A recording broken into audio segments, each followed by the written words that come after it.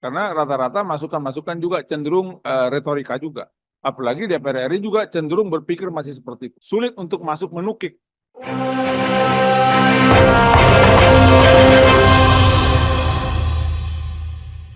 Terima kasih Pak Ketua. Assalamualaikum warahmatullahi wabarakatuh. Waalaikumsalam. Salam sejahtera untuk kita semuanya.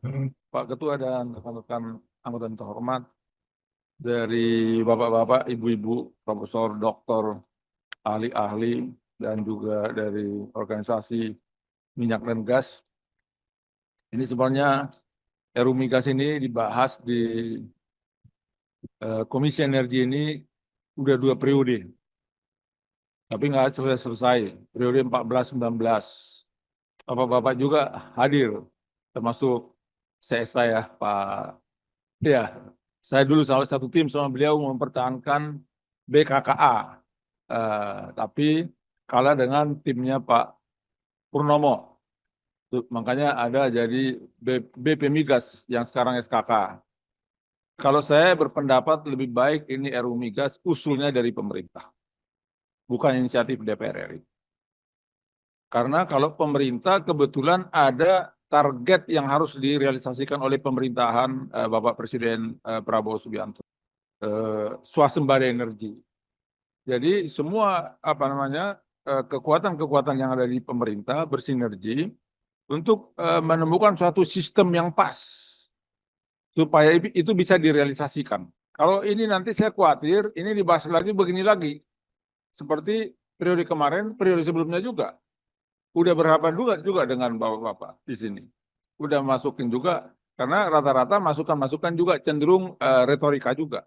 Jadi bersifat teori, tidak langsung imperatif, pasal demi pasal, poinnya kemana. Apalagi DPR RI juga cenderung berpikir masih seperti itu. Karena saya cukup lama juga di DPR RI. Sulit untuk masuk menukik. Padahal ini undang-undang migas itu diperlukan ini menukik nih ke dalam. Jadi supaya bisa mencapai swasembada energi. Sekarang kan sejak mulai undang-undang migas tahun 2001, waktu itu kita sahkan lifting atau produksi minyak masih sekitar 1 juta barel per hari. Tapi sekarang udah 600.000 barel per hari. Jadi bisa dikatakan apakah itu pengaruh dari regulasi undang-undang atau bagaimana, tapi yang jelas realitasnya turun dari 1 juta barel per hari menjadi 600.000 barel per hari. Nah ini memang yang menjadi pemikiran saya. Saya juga bicara-bicara di fraksi seperti itu karena ini kan tidak mudah untuk, dan saya lihat udah lempar juga di komisi ini rapat dengan Menteri SDM agar usul dari pemerintah, tapi respons dari pemerintah juga kurang. Karena memang ini membuat undang-undang yang tepat ini sulit. Jadi di antara pemerintah juga berkoordinasi mungkin sulit juga.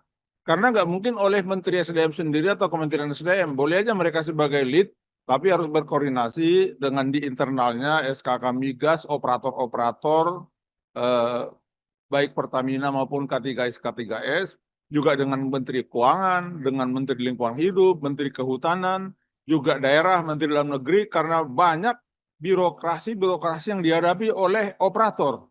Seperti contohnya yang sudah punya cadangan terbukti aja untuk bisa sampai di bor itu butuh waktu 3 tahun. Padahal ini udah terbukti, udah mau mulai diprogram supaya bisa dieksplorasi, supaya bisa dibor, drilling itu 3 atau 4 tahun atau 5 tahun. Karena saya sudah cek juga di lapangan.